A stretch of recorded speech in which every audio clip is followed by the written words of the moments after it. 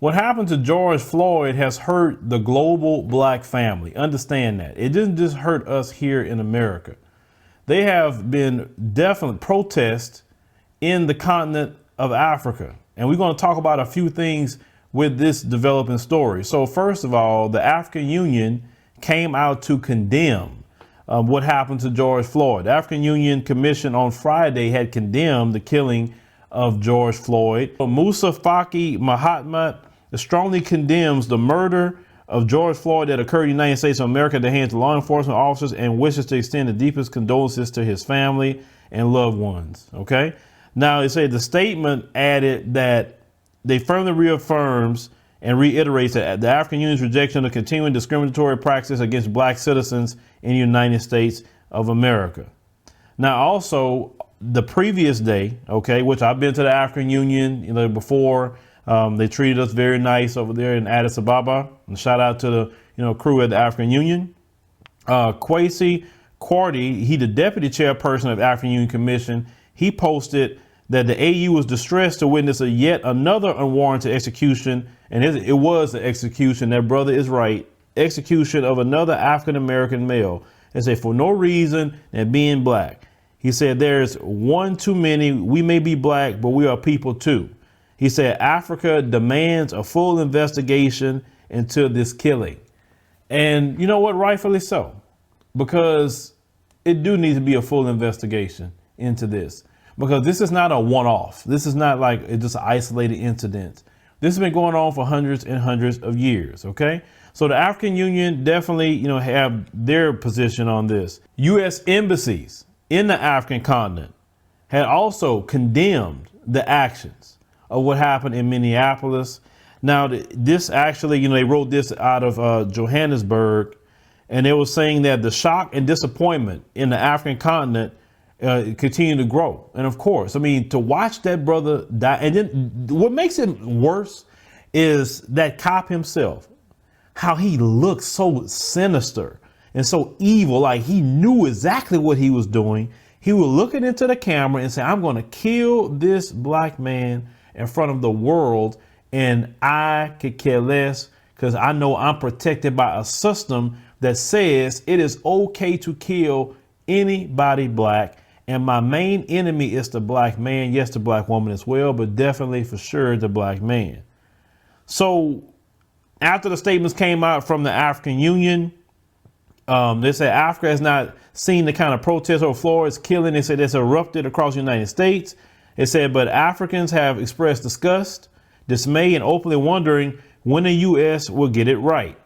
One guy that says, what the F, when the looting starts, the shooting starts, that's tweeted a political cartoonist, Patrick Gathara in Kenya. OK, because that's what Trump has stated. He said, he said he had his own troubles with police brutality. Right. And he said he couldn't believe what Trump was saying. Now, he said, mindful of America's influence and image on the continent where China's influence has grown, where many felt a distinct lack of interest from the Trump administration in the African continent. He said some U.S. diplomats have tried to control the damage. Right.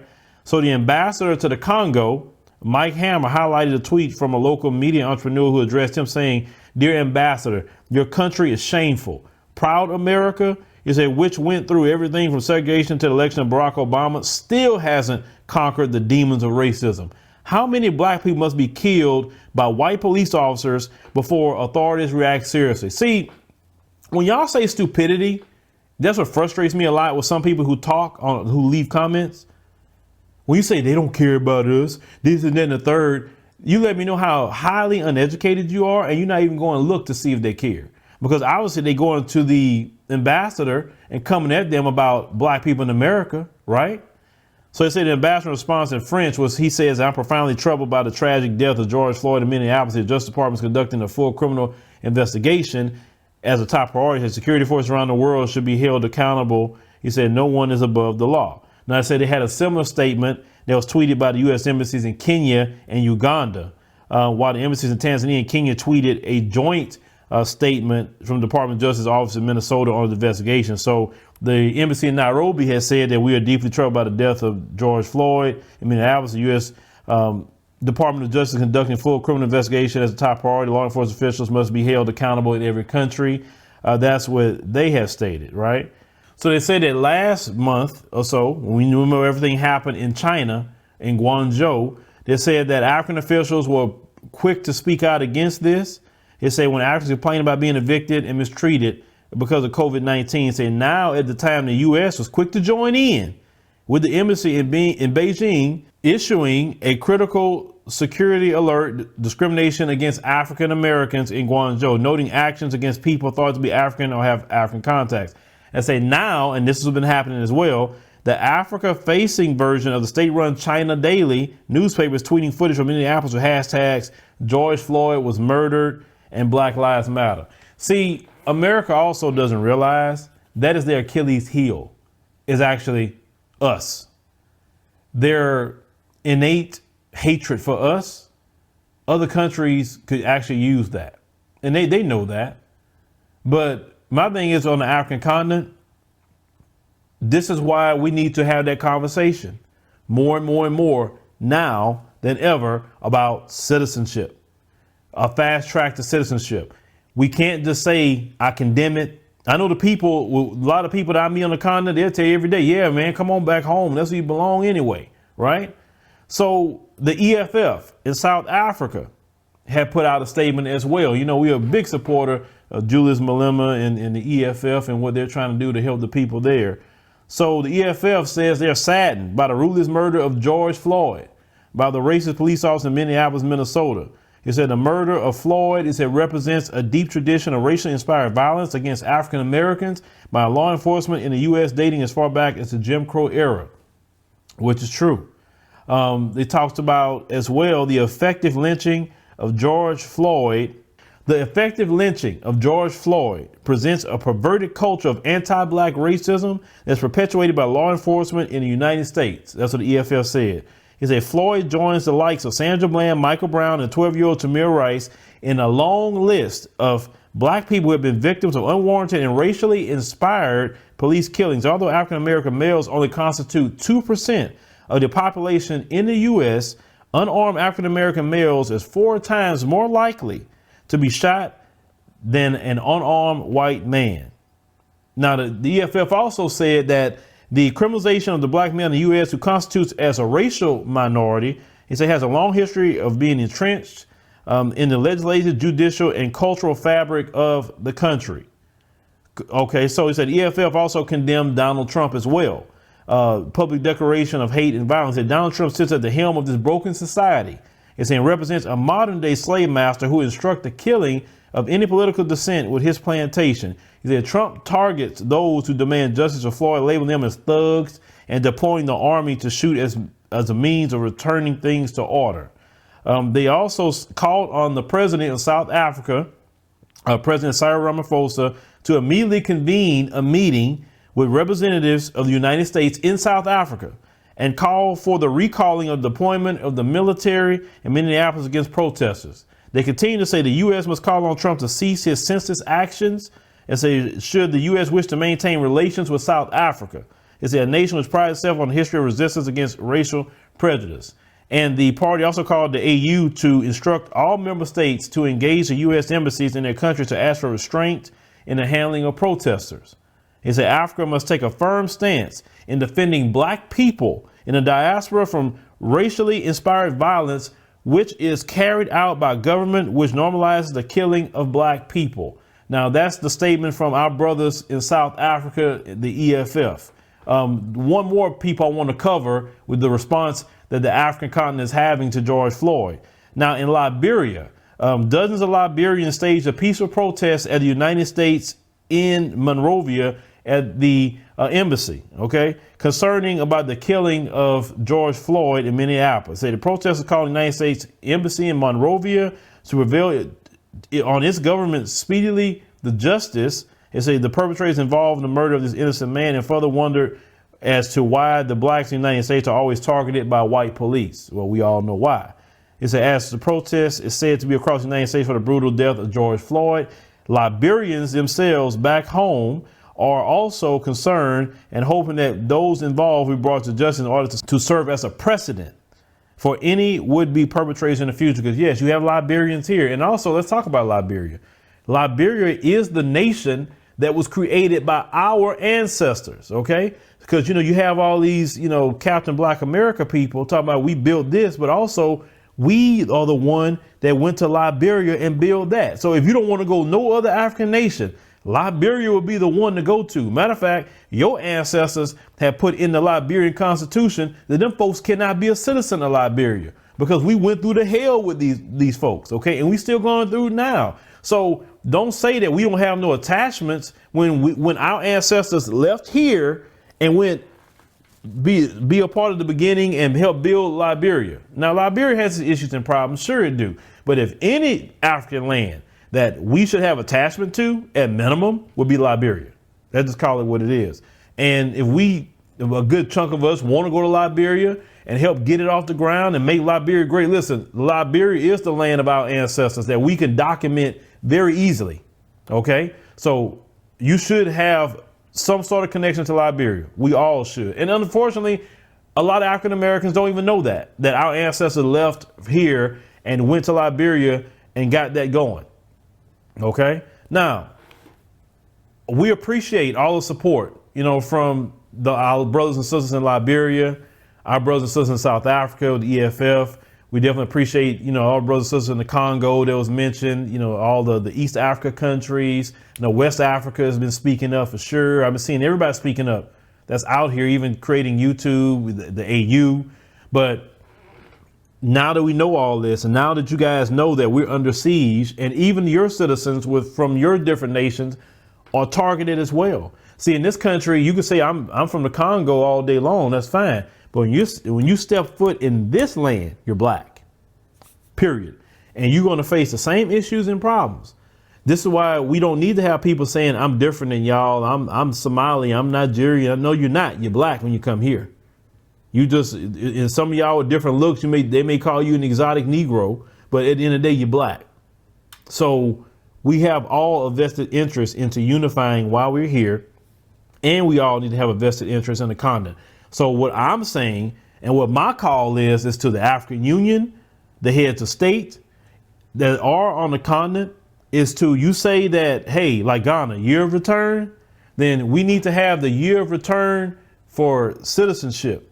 Let's extend that to permanent residency to citizenship. We got to have that. If you are concerned about us here, and many of us, those who want to, or those of us who want to become a citizen and still, you know, go back and forth, that's fine too, whatever how we choose to do it.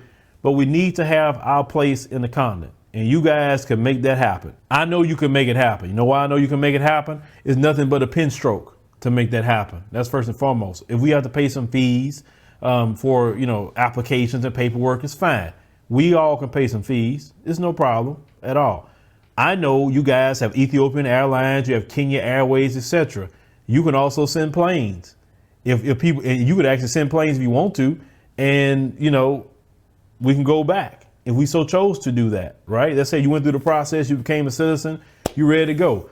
Ethiopian Airlines can do it, Kenya Airways, and many companies on the continent that can do that. So that's why, as I tell people, that's going to be my push for sure in this decade with any African country that I go to or any relation. And I tell my subscribers who are in these different African nations, make the push for citizenship for the diaspora. Don't just say you feel bad. And I know you feel bad. Trust me, I know you hurt, but let's take anger and hurt and make it turn into concrete action.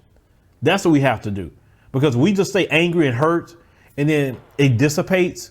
They got away with it again. Trust me, when we get mad and we get in the streets and we do all these things that we're doing, if no concrete action happens after this, they won again. They just lost some money, but they still won. How we win is, okay, now you're mad, now you hurt, now let's make some moves to make some change based off of that action. You want to honor George Floyd? This is how you honor George Floyd on the continent. Start the process of citizenship, minimum permanent residency. Yes, I know going in this business, I can go in and get that. From my research, easily go in and get a residency doing business in different countries. But not everybody is doing business. And some people just need to get in and just see how they can definitely contribute as well. So this is going to be the fight. is to not even a fight, but just tell your politicians, if you're serious, don't tell the United States of anything if you're not ready to get into your parliament and start the process about citizenship for the diaspora. African Union, you too. Don't say nothing to the United States if you're not going to make sure the heads of states or even certain countries could say, hey, well, at least let's start off with the English speaking countries for Black Americans. Start off with those countries at minimum. You know, your Ghanas, your Nigerias, your Kenyas, your South Africas, you know, minimum. I'm just naming English speaking countries, right? Start off with them and say, hey, what can we do to have a fast track? Now, Ghana is definitely more open and more, you know, Black Americans have went to Ghana because they have the right of abode and different things that Ghana has. But maybe somebody want to be in East Africa. You got Uganda, Kenya, you know, just talking about English speaking countries. You can go to Ethiopia. They speak English there. I mean, they speak multiple language. So it's many places that we can go. Rwanda, that's another country. So start speaking to those heads of state and let's make that happen. Let's not just feel bad. I'm happy to support. I'm happy. I appreciate it because some Black Americans say, hey, we support them. We don't hear it in return. Well, the media is not going to tell you how they're supporting you. They don't want you, Black America, to know that your brothers and sisters are supporting you and speaking up for you. They don't want that. They don't want that. They want to keep us separated from each other. That's what the media like to do. So this is why Black media is important, to tell you the stories, to connect us together and say our brothers and sisters on the continent do care about what happens with us. They were protesting at the U.S. embassies. We all in this together as a global Black family. We all in this together. If they hurt, we hurt. If we hurt, they hurt. That's the way that works. I saw one person, let me address this one comment. Well, why are you speaking up now? Oh, no, so you was complaining that when you didn't hear it, there was nobody speaking. Now you complaining about that. See, people like that also, we got to get rid of them kind of people away from us when it comes to unification. Those people right there that I'm just mentioning that comment is why Black folks have a hard time getting together. And like I said before, June the 1st is my day. I'm going extremely aggressive against anybody making a comment like that. You make a comment that's anything anti-unity, is gone. Period. I don't want you even talking like that. Listen, keep that comment to yourself. I don't want to see it. It don't matter whoever did what. This is a new day. It's a new time. We have a new set of people on the continent now. Listen, they had a lot of old school sellouts too, just as much as we got it here in America. The civil rights generation ones that just wanted to sell out, right? I'm not saying all of them sold out, but the ones that could have made moves sold out. I'm gonna say that much. It's a new generation, new time. The people are calling for us to return to the continent. They're speaking up for us. They're condemning things. Now we're telling them, let's go ahead and get some citizenship going in. Let's have that conversation, because you got to think about it before. It was never a conversation about us getting citizenship. Never. This is actually a new conversation, but it's going to happen. We're going to make sure it happens, right? But leave me a comment. Then we'll think about the African continent just condemning from many entities, from the AU to our brothers and sisters in Liberia, the Congo, people in Kenya. We have the EFF. We have many people who have condemned what's going on, and we definitely want to see progress to help with that transition to the continent for those of us who want to return.